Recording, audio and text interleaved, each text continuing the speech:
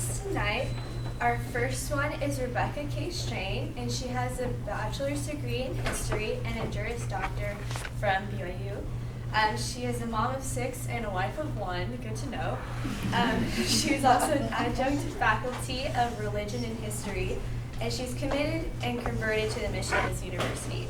She loves the gospel of Jesus Christ, the University of BYU, Hawaii, and the amazing students that she crosses paths with daily. Our next panelist is Jacqueline Rasmussen. She graduated from BYU, Hawaii in December 2015 with a Bachelor of Science in Chemistry and Secondary Education. She graduated from University of Hawaii Manoa in 2018 with a Master's of Education in Curriculum Studies with an emphasis in STEM education. She started working at BYU Hawaii as an adjunct professor in 2016 in the Natural Sciences Department teaching chemistry and other science courses. She then started working at Kahuku High, an intermediate school, in fall 2016 teaching 10th through 12th grade chemistry classes. Outside of school and work, she enjoys traveling internationally during school holidays and surfing or paddling while she's home in Hawaii. And our last panelist is Anna Christensen. She is an associate professor of English who has been on the receiving end of great woman-to-woman mentoring for years. In fact, she tapped out age-wise as a mentee and now mentors students and colleagues when opportunities arise. Her mantra in life is, "If I had known then what I know now." Thank you so much, Olivia. So we will now ask our panelists a few questions from the Women in Leadership Committee, and we'll go ahead and ask the question, and then if any of you guys in the audience have questions, just wait till we go over our questions, and then we'll open it up to the audience. So our first question for you guys is, what is your definition of a support system, and how has your network been there for you during difficult times? Any of you can answer, whatever. Put it to your paper. I have seniority, so I guess I'll go. I think there are different kinds of support systems. There's an academic support system. There's more of an informal one where you can go to, for us, a group of women and maybe share your struggles, sometimes vent. On the other hand, we're also encouraging each other and feeding each other food. Along the lines of what I'd wish I'd known then is that I think it's important for undergraduate women to find mentors while they're undergraduates. And let that person be a support system as you're trying to figure out what you're going to do after you graduate. Now, I think for women, sometimes that may feel difficult if you are in a discipline that doesn't have very many female faculty. I also think it's hard when I was growing up as a woman, I was taught to be kind of quiet, right? Not make a scene, not be any trouble.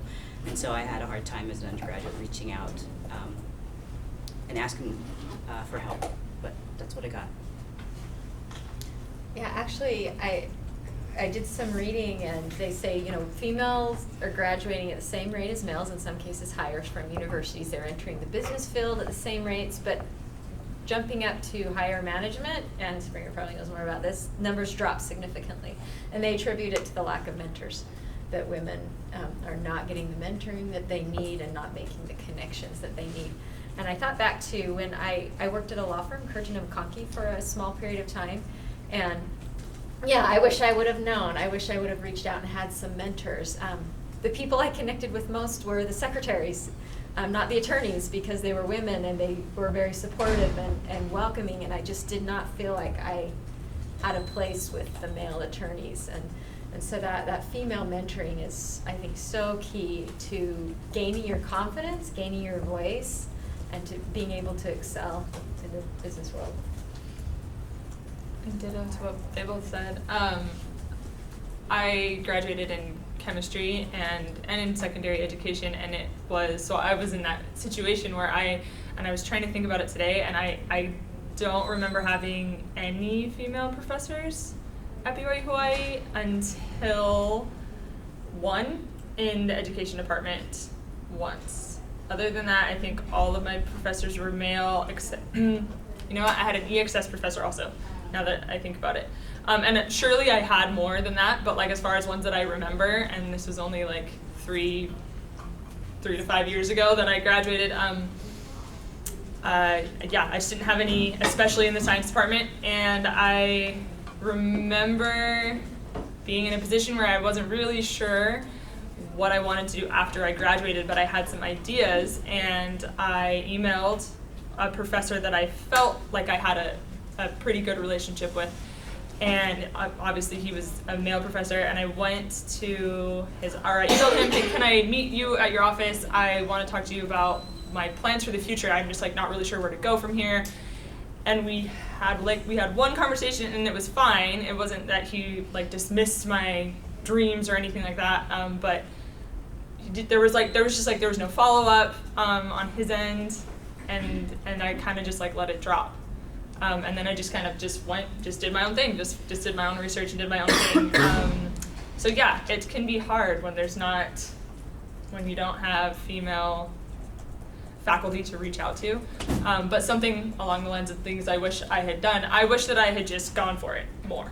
I wish that I had just badgered the male professors a little bit more and just pushed my way into their offices and said, this is what I want to do. Help me just like you would help a male colleague of mine. Thank you so much. Does anyone have any questions for the panelists? Or anything to add? Anything to add? I will say, and I didn't mention, oh, sorry, then. Oh, no. Go ahead. Finish the thought. There's that professional support group, and then I think these informal support groups, these sisterhood bonds that we create are powerful as well. Somebody you can cry to, vent to, somebody's that's got your back and that's there to say you can do this. Having good friends is a beautiful thing. My question is, why would you need to have female mentors instead of male mentors? Because I mentor both male and female. And in my life, my mentors have all been male.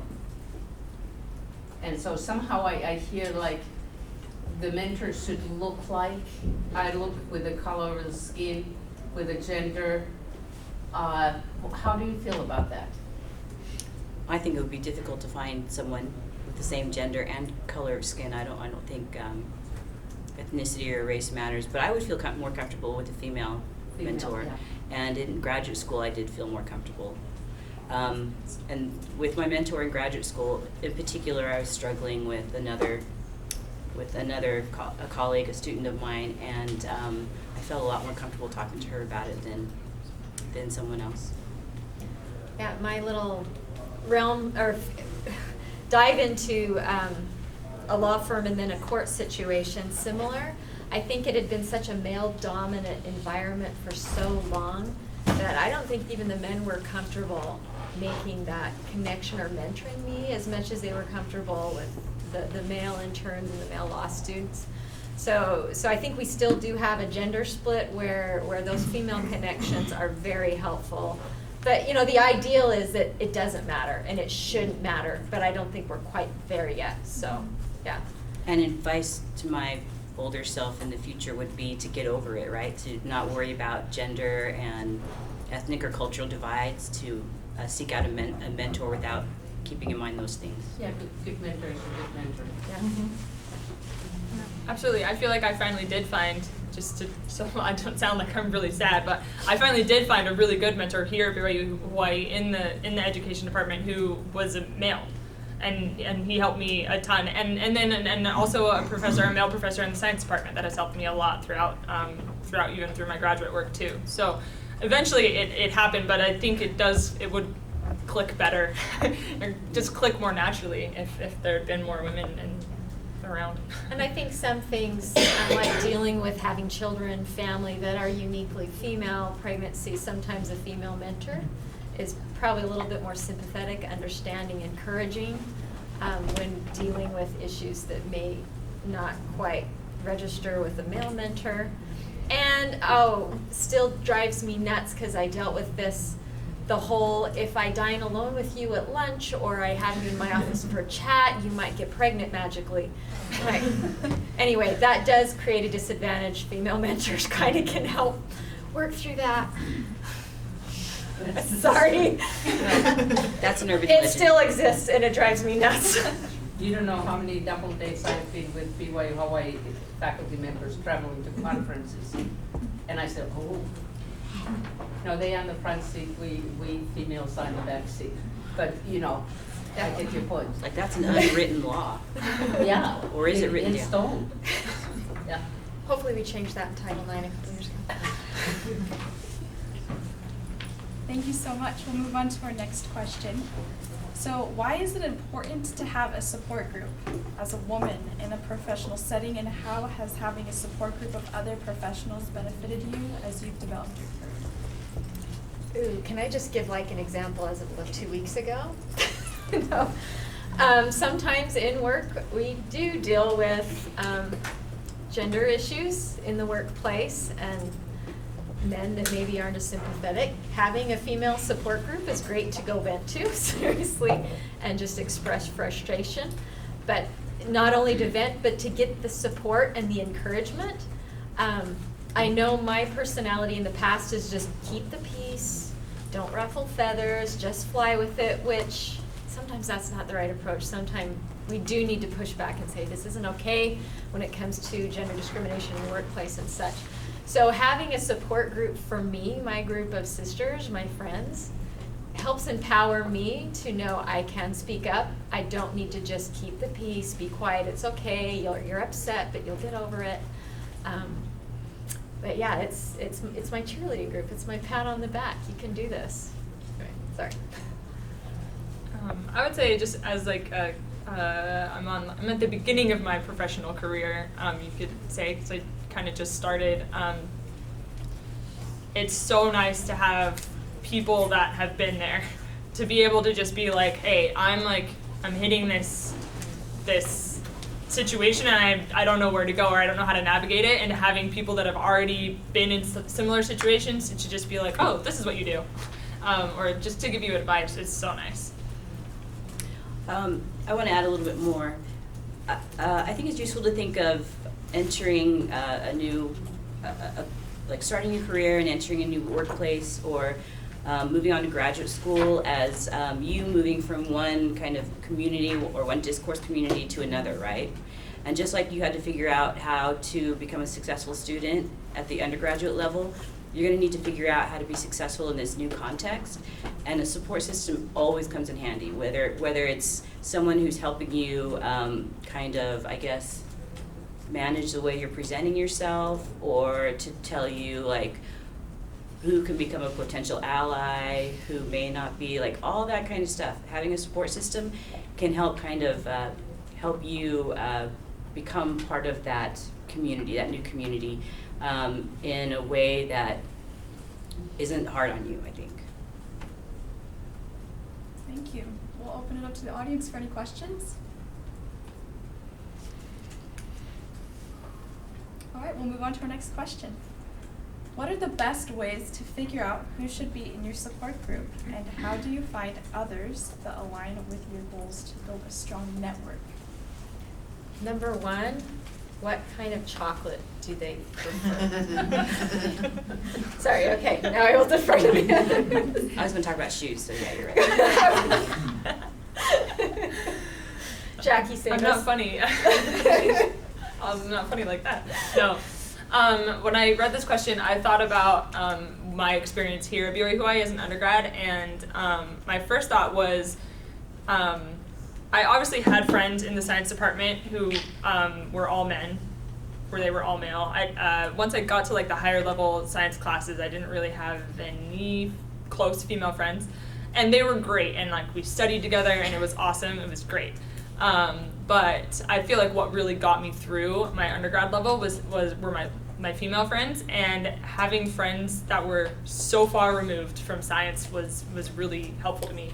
I had like multiple of my best friends were in the art department, and I would do hour-long labs in the science department and be so tired, and I would just like walk on over to the graphics lab and just sit in there with them, and we would all just decompress together, and it was so great. And I think that they were able to rely on me in like a similar way. Like they would come over to the the biochem lab sometimes and just be like, what are you even doing over here? And that was really nice, just to have friends that just didn't have the same stresses that I did, but were still stressed. I don't know. Like we just all got each other through, but it was nice having kind of like a diverse support group. Safe support group is good as well, that you can bare your heart, your soul, complain, and they're not going to go, do you know what was up with Becky, and gossip it out and stuff. So yeah, for me it's finding a group that I feel comfortable with, I feel I can trust. They can challenge, they can push, they can help you become better, but they're not going to put you down. One thing that people, especially women, and I'm not saying it's just because of women who we are, it's not inherent, but it's just how culture is. We're very good at comparing ourselves, and to put ourselves up, we like to push others down. And your support group should not be a place where you have to prove yourself as better or you have to push others down to feel important, but where everybody can be authentic and respected and understood without worrying about being judged, being compared, being gossiped about. All the petty stuff just needs to go in the trash. I wanted to, again, think career-wise when you're starting a job in a new workplace. It's great to build a support group with people who are just like you, but it can also be limiting. So say you start to build a relationship with a person who started at the same time as you. That person can be supportive, but they're also your competition, maybe. And that depends on the dynamics of the actual relationship and of the workplace. So I think it's useful to, diversify in terms of who you feel can support you and who you can support. And especially professionally, I think it's important to be yourself, but also to, how do I say this? Maybe rein yourself in a little bit.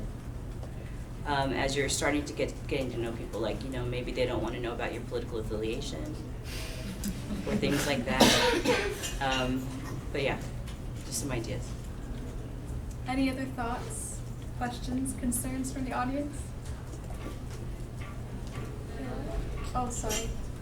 Let's go with you in the back. Red shirt. I was going to say, support teams have been really important to me the last 10 years in my life. And one of the things that I look for in a support are people that are healthy, right? That, because I can have my sessions of just, whoa, but I need people that can hold the space of love and acceptance and no judgment and not jump in the pool with me, right? Because we all need to vent at times, but I look for people that are sound in their own mind, in their own life, and that they don't let me get away with my stuff. Does that make sense? And so I look at that as how they're reflected, how they are showing up in their own personal life. I've lived most of my life in drama, so if I'm trying to change and shift that, I need to be with people that don't live in drama and don't support that, but also can love and appreciate them through it. But then at one point say, hey, you gotta, enough is enough, and it's time to, pull your pants up and let's go, so to speak. So I think it's really, really important who we surround ourselves with, because they will determine where we end up in the end. I like that you said pull your pants up and not your skirt. Yeah. So are you talking about emotionally healthy people? Yeah, emotionally healthy, successful in business, people that have been there before, like wherever you want to go in life, find those people that are positive, that don't help you stay in a lower vibrational place. They bring you and elevate you up to a higher place. I think that's a good message to flip and say, am I a good, healthy, supportive mentor when my friends are in the pool needing help pulling those pants up, that we can take turns lifting each other when needed. Thank you so much. That's awesome. Hey Lola, did you have a question? I did. Well, actually, she kind of answered some of it. But so for some of us students who would like to be mentored by professionals such as yourself, if it seems really intimidating, you have masters, doctorates, and different things like that, how could we approach and not just be like, oh, can you mentor me? What would you say would be the best way for us to initiate the conversation and start that relationship if we feel like we don't have anything to connect with in the first place? What would be the first step in finding a mentor, I guess is what I'm trying to say. Well, I would say the first thing is just dump the whole, if you're a PhD or super special, or JD. Sorry, I'm not a PhD. It's okay.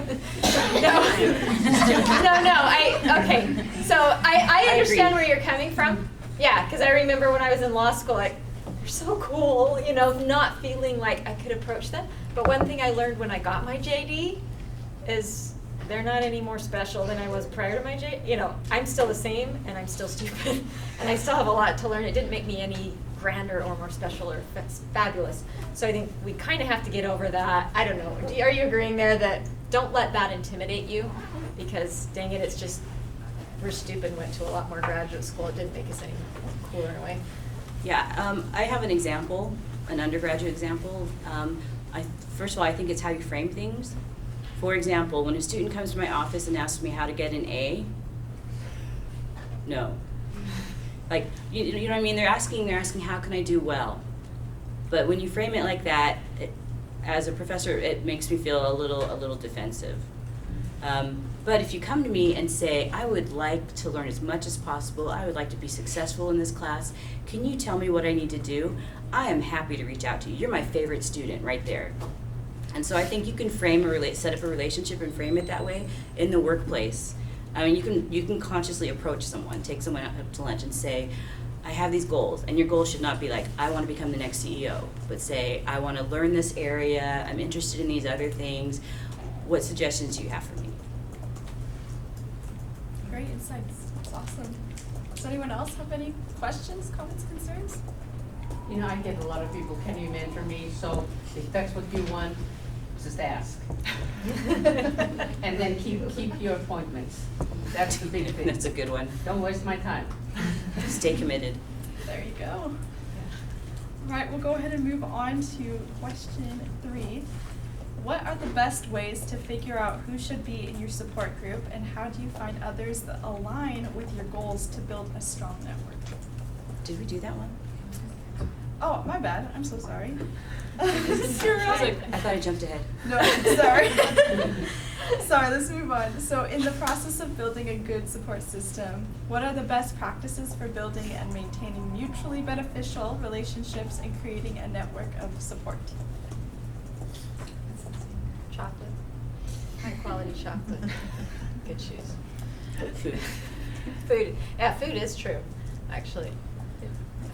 I think it's important to maintain a balance in the relationship. If a mentor is helping you, what can you do for them? And it's not a conscious I'm gonna go mow that person's lawn. It's like when you think of them, oh, I can take this to them, or I can recommend them for something, or something like that. It should be like a give and take relationship in a mentor-mentee relationship. I had a mentor in graduate school who would knit little vests and little cute things for my children when I was having in graduate school. That was overwhelming to me. All she wanted back was a photograph of my child wearing her sweater, her knitted thing, and I was happy to do that. I gave her 10 photographs. So just that's a weak example actually of a give and take in a relationship, but I think it's important to be aware that it's not only you're not the only one receiving, that you can also give in the relationship. The food one, I don't have a ton of experience with this, but I know my husband in his MBA read a book about never eat alone and the importance of lunch dates. Taking people to lunch, meeting them for lunch, and connecting, keeping the even in an informal setting, those connections alive. That's important, not just when you need help. But anyway, so I was going somewhere with the food. Something that I think has helped me has been to like be really intentional about holding on to good relationships over the long term, even when I move 3,000 miles out into the middle of the ocean and live here. I'm still friends with some of my best friends, so they're more my peers and not my mentors, but they're really my support group. And I've been friends with them since like the 5th grade. And they're really my biggest support group. And it's not necessarily easy to hold on to relationships that long, but I think that it, at least in my own life, has been so beneficial. So sometimes like reaching back, and like occasionally there's people that I maybe haven't even talked to in years, but then I think of something that reminds me of them, or I meet someone that I think might know them or whatever, and just don't be shy to reach back to someone, especially if it's someone that you once were really close to and you just kind of fell out of touch with them. I'll reach out to them and be like, I haven't talked to you in like 5 years, but I love you, and I met this person that really is in your field or whatever, and just do that. And I don't know, utilize technology.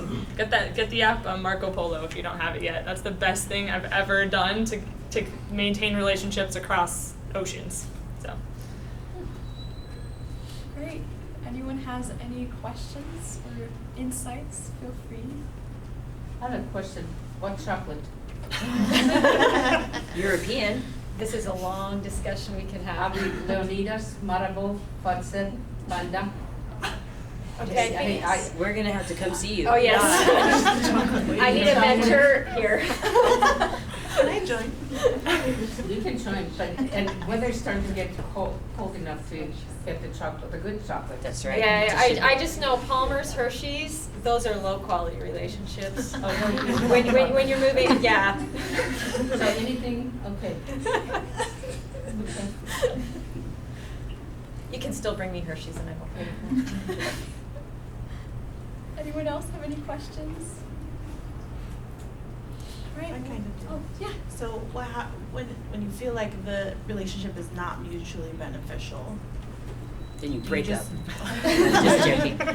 do you just have like an honest conversation and hope that it becomes mutually beneficial again, or where do you draw the line? Where do you end up breaking up? Or has that ever happened to you? If it hasn't, then it's I mean, some just kind of naturally die. Yeah, when it isn't serving its purpose.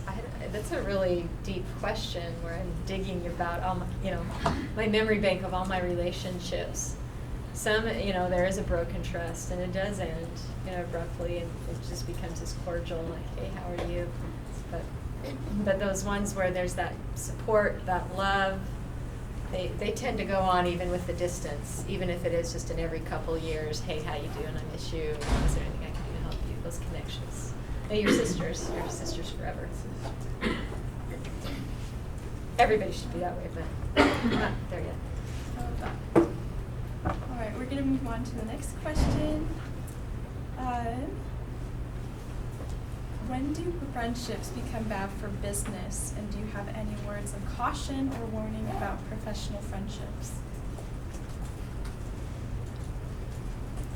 I'm a working stiff at a university. I don't know if I can speak to that so much. Yeah, me neither, because I don't do business. I work in, service teacher. I'm a teacher. I guess anything throughout your life, I guess, and that this is open to the audience too. That we've all had jobs along the way as we're building our careers. Is there anything from the past that you can think of that relationships with? I think it's important to set your own personal boundaries. And when someone comes close to kind of violating that, then that's when you step back. Some people have a rule about not lending money to friends or colleagues. If that's your boundary and someone starts to mess with it, then you probably need to back off, for example. I do know, and I don't know if this is going to, because I'm, again, digging back in my memory. Seems there have been times where that buddy close relationship translating into work just sucks time from your work and energy, where if they're coming into your office to chat for 2 hours about stuff, you're like, I can't get my work done. and maybe boundaries is where that comes in. I was never very good at handling that, because like I said, I'm a squishy spine. I don't want, keep the peace, not offend people. But I do remember some days leaving work like, I got nothing done because I spent the time, people coming in to chat. And those chats are sometimes important, but yeah, when they're hindering your ability to do your job, and yeah, that's when I need to learn the boundaries a little better, and be like, oh, I have a meeting, or oh, set time. I really have this project I need to get done. Let's have lunch later. Try to defer the conversation to another time. I don't know if that answers it. I thought of a funny story. The worst lab partner that I ever had during my undergrad in the science department, I 100% chose him to be my lab partner because he walked in, he was a new student, he just transferred, and he just had a beautiful arms, and he walked in and I was like, I need a lab partner, you're it, and it was not great. It was the worst lab situation. So don't make those kind of decisions. That's not the best boundary. That's not the best boundary, and it wasn't a great relationship, and it wasn't a great lab partner relationship because it didn't have a great foundation, I guess you could say. Well, that is awesome. I think we can all relate. I wrote down be aware of emotional vampires, and I think you guys call it energy vampires now. Is that what you do? People who just kind of you sit down with them and they're like, and you're like an empty shell after. Definitely be aware of those people. And I like to think that people like that aren't aware of what they're doing, but you need to protect yourself. Oh, that's a really good point. Does anyone else have questions, comments, concerns, maybe some personal experiences? So I recently read an article from Harvard Business Review that says work friends can help with productivity in the workplace. What friend? Boyfriends? Work friends. Okay. Work friends. And I think something that Sister Strand talked about was that it's really important to understand the line. Obviously, Strain, not Strand. It's important to understand sometimes it's good to have friends, and then the ones that are stopping you from working hard and fulfilling your goals is not the type of people you want to be around constantly. So I think just knowing where relationships should start and end is a good thing to keep in mind. And that probably goes back to the question of choosing your support group, choosing your squad. I printed out a few articles from a few different sites, and most of them were about choosing people that are going to help you grow in your professional life, that are encouraging, they're not going to hold you back. And so, yeah, you do have those vampires, those people that suck time, keep you from excelling. That's maybe the support group on a weekend if you want to go out to the beach, but in the workplace, you want the ones that are going to help you excel, not hold you back, but move you forward. And I think oftentimes we often forget, just because you're letting someone go doesn't mean they're out of your life. Just having that courage, I guess, to keep people as acquaintances, because some people you have to really know what your limit is for your squad limit. I personally have gone through so many relationships where I want to keep them in my close circle, but sometimes you have to really know yourself well enough to be I can only handle 3 right now. So just good to be aware of that. Moving on to Can I add one? Oh yeah, go for it. I thought while you all were talking, not only do you want to be aware of people like that, but also projects. Whether someone's asking you to do something and you feel obligated to say yes to something that's going to suck up your time and energy, that is not going to help you very much. As growing up, I had a hard time learning how to say no. And understanding, I've had to check in with myself and remind myself, why am I doing this, right? And if I've been handed something or asked to do something it sounds terrible. If I've been handed something that's not going to serve me, so that I don't enjoy doing, then it's probably best that I say no and have someone else do it. So don't be afraid to draw boundaries in terms of not only of people, but of projects, for lack of a better word. You're gonna add something? Any other comments? One thing I'd add to that too is I one of the things that you guys brought up is not to burn bridges. You know, I think being in the world, business world or the world, we have relationships that come into our lives and we have relationships that flow out. And sometimes it's because of an event, mentors, or whatever. But I've just found it really beneficial not to burn any of those bridges. It's just even if something happens, to kill them with kindness. That's kind of my kill them with kindness, and you can keep them at a distance if there's boundaries that have been, you know, broken and stuff. But you never know down the road, you know, the consequences or the advantages for having that relationship still be intact instead of, you know, handling it in a way where it can come back to bite you years later. So. So I came from a country where support group is usually families, and lately I've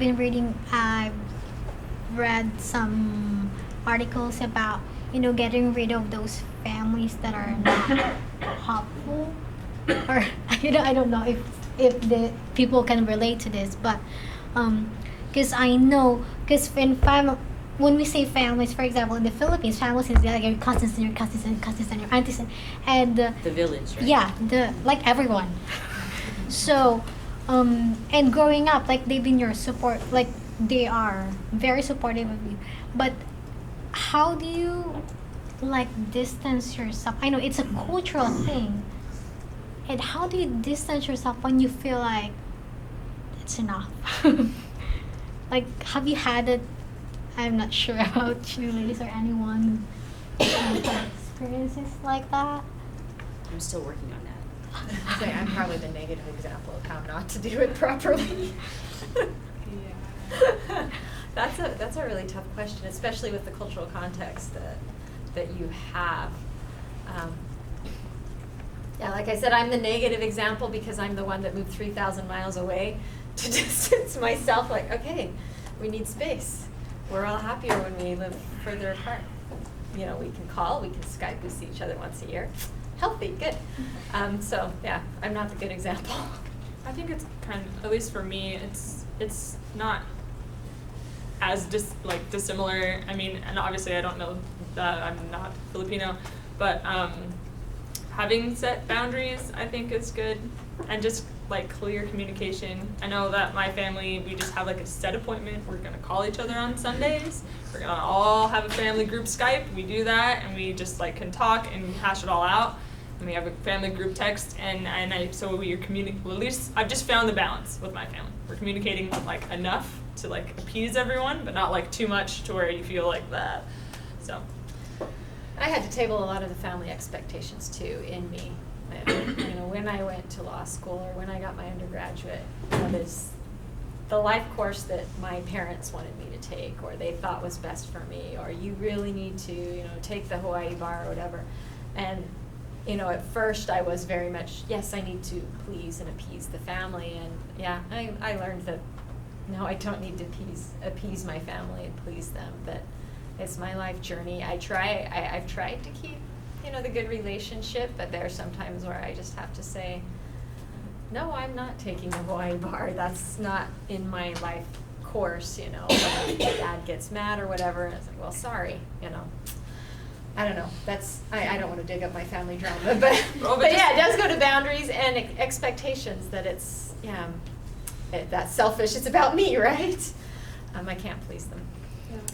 I think when you go to school and you return home, part of managing those relationships is understanding that you've changed. So when you go to school, even for like a year, and you return home, and my example is like my mother wanted to watch the movie Gigi, which is like an old French musical, I think, right? That is really kind of problematic for me now, or back then, and I'm like, what is going on? Are these people crazy? But I mean, it's recognizing that you yourself are changing, and that maybe you need to change your role within the family. Does that make sense? Even though you always will love your family. Can I add something? I I think also what you guys brought up in the beginning, like having the different types of relationships, like your work friends, your your hype squad, those people. And so recognizing that you can have a squad outside of your own family. Like because Polynesian families are very similar. We're very loyal to our roots. And so I married somebody outside of my culture, which meant that we clashed a lot with my own family.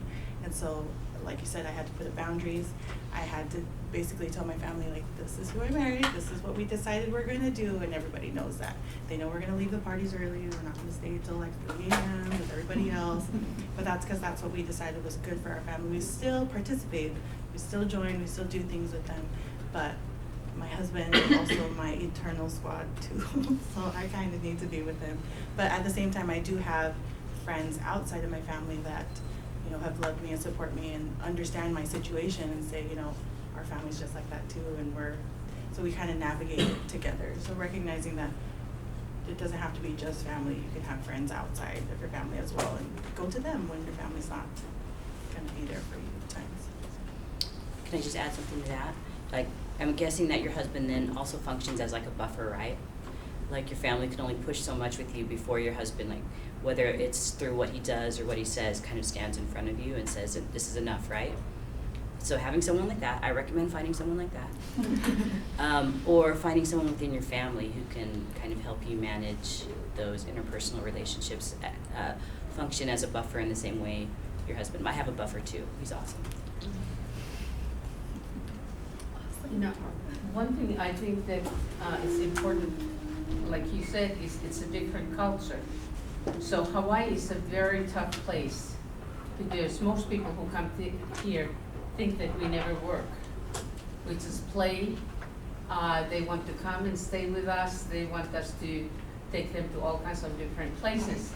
And I remember when I came here, it was completely new to me that parents would demand that the students would go and pick them up at the airport. So I had a conversation with a student and said, have you explained to your parents that if you don't take this final, you will fail this class, and they are coming to your graduation, but if you don't pass this class, you will not graduate.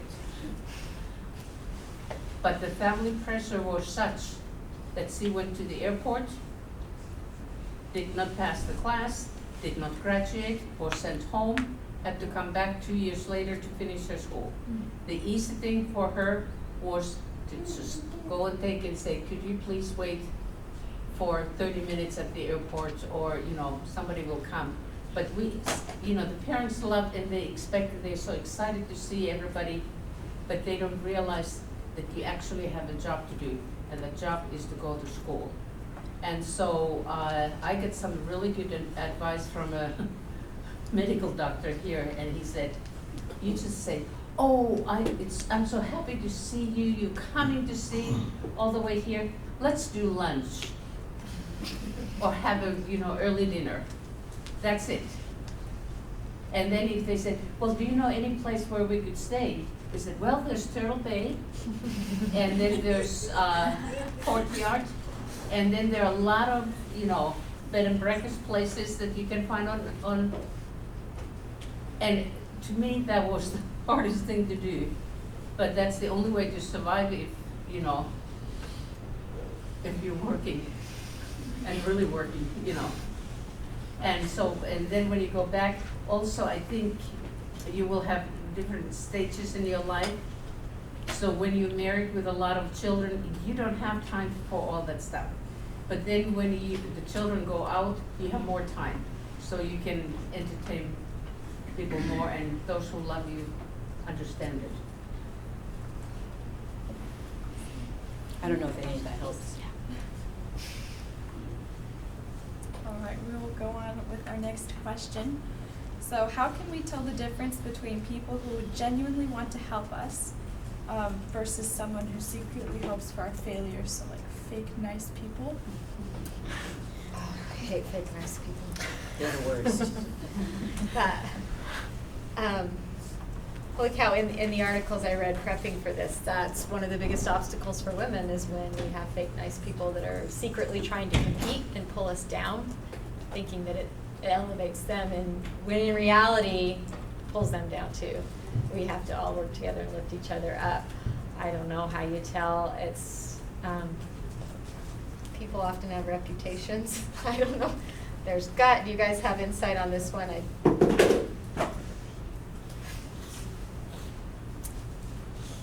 No. I think that I think it can be harder to read people. I think reading people and like connecting with people and being able to tell that kind of stuff is a skill, just like any other skill that you have to learn.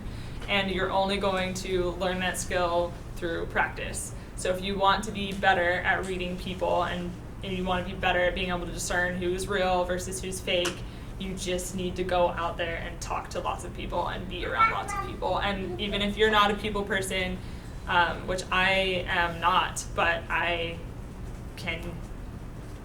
made myself practice that a lot. It will help you. Yeah, as you're talking about that, I'm a people watcher, and it does highlight a lot of things when you watch how people interact with other people. And it takes time. I just know in workplaces how I've seen how do they treat others. You can often see the self-interest and fakeness eventually come out. But it takes some time, observation, talking to people, getting to be friends with a wide group of people as well, reaching out, and introducing yourself, getting to know everyone, and you kind of learn the environment and the landscape. And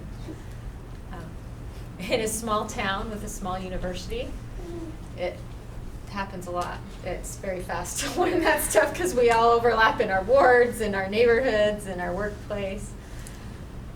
Yeah, I have a few stories about that.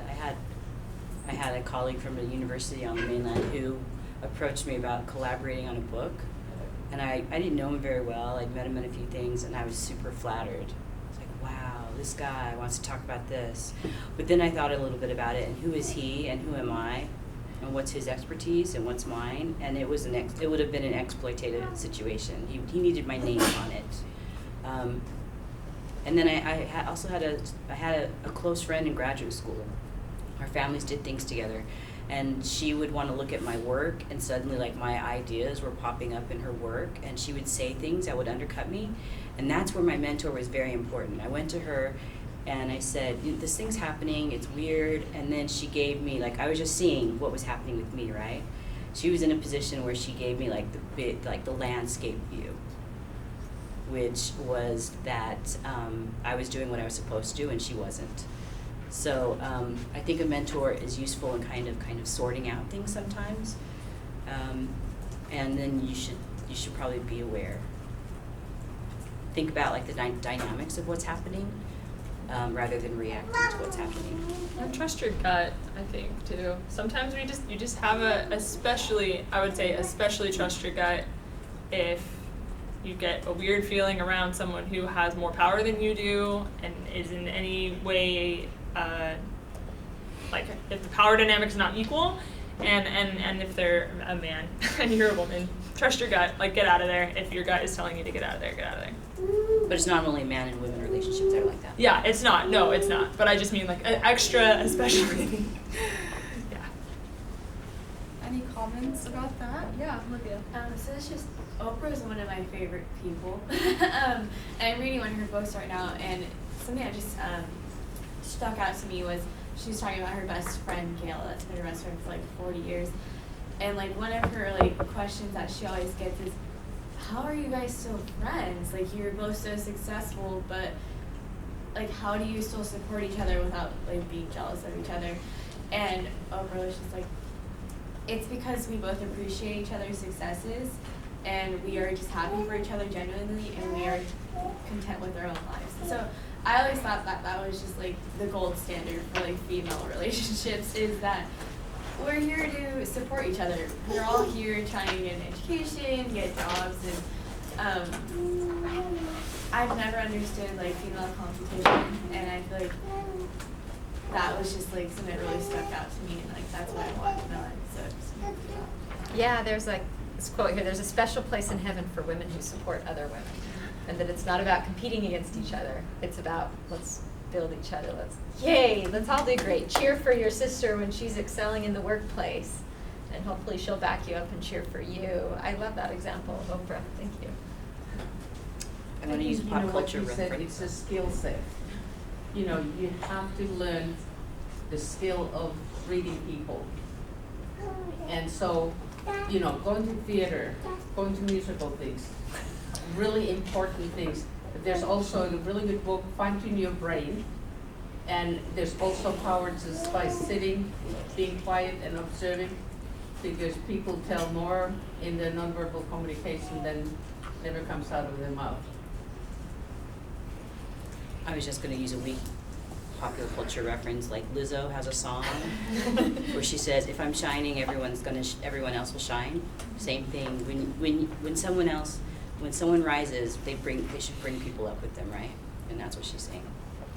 Yeah, well, we'll just put on the little religion professor hat, read Elder Holland's Laborers in the Vineyard, right? Whereas when somebody's doing well, don't go drink a jar of pickle juice, but go do well. It's one of my favorite talks, actually.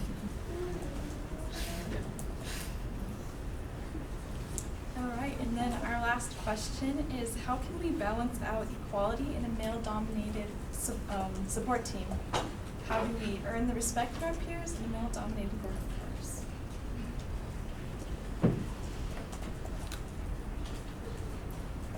I can only talk about in science. I was, like I said before, one of the, and thankfully, because I teach in the science department now, there are, it seems to me, way more girls and women in taking science classes now. But I know, especially in some of my physics classes, it was like I was one of 2 girls, and the other girls were married and had babies and weren't as available to be like a support group because of their families, which is totally normal. And so I was just with the boys a lot. And I think that for me, it was a matter of picking out the ones that were okay with me being a girl and just cutting myself off from the ones who weren't. That's what got me through my undergrad, is because I was with these same guys for you know, like several semesters in a row taking all the same classes, and they were the ones that were kind and helpful and didn't treat me any differently because I was a girl, and I latched onto those guys, and then there were the ones that weren't that way, and I just had nothing to do with them. Some of my thoughts, be assertive. Sometimes, well, in my experience in law school, I was that passive one, like people know more than I do, they're smarter than I am, so I'm gonna let them comment and lead the discussions, and I learned about halfway through that was really stupid. My voice was just as important as theirs, and it was, at the time it was a 30% women, 70% men, so it was still male dominant, but there was a good showing of women, but overall that is, the girls didn't comment as much, the guys were just willing to debate, get out there, tell their opinions, but I think we were afraid to say anything because we were afraid of being wrong. We were afraid of making fools of ourselves or looking like a stupid girl. Do you know what I said? We had this higher standard of what was expected of us. As I've gotten older than now, if I would have known. In my workplace now, I am a lot more assertive and confident in myself, even though I am adjunct. I am willing to go talk to my male colleagues head to head about, what's in the scriptures, what's the doctrine, what's the history. And I'm not going to second guess that I'm not as valuable, I'm not as smart, I'm not as good, and if I make a mistake, that's fine. They're making mistakes all over the place as well. That female perfectionism, we need to tuck it away, or we need to be able to be a little more assertive and a little more confident in our interactions with our male colleagues. I wish I would have done that in the law firm. Instead, I went to the secretaries because they were my sisters and we loved each other. I could have gone into those males' offices and talked to them. It was awkward, but maybe I should have put my neck out there a bit more. Your turn. I can tell you what didn't work for me, which was acting like I was a man in the profession. For example, again, going back to graduate school, I've done it in my career after graduate school as well, but I was in a special program and I had to attend a conference every year. Twice I attended the conference when I had babies at home, 6-week-old babies, because I thought that was a requirement and I had to do it. It turns out they would have let me go. Like, it's okay, you just had a baby, it's okay. So there are times when I regret thinking that I should kind of just suck it up and do hard things, even when because I had to be as good as a man. And I don't know what the solution to that is exactly, except that for me, my family has always had to be part of my decisions now, right? And I've been able to kind of make better decisions that way. It's true, and I think not feeling like you have to be a man, and also when we are being assertive, there's a danger, that, well, she's bossy, well, she's pushy. Keeping congeniality in our relationships, respect, not pushing to where we are the overbearing. Sadly, women are perceived more that way in the workplace, right? When a woman's assertive, she's bossy. When a man is, he's being commanding and he's a leader. I think it's going to take time to overcome those perceptions, and yeah, just support groups can help. But I do think that just backing off and being quiet is not the solution, and keeping the peace. We do need to show that we are just as capable, just as smart, and just as skilled. But I do love the family thing. We don't have to be men, but we have to be who we are. All right, we'd love to extend a warm mahalo to our lovely panelists who took time out of their busy schedule to give us expert advice. So give a big hand.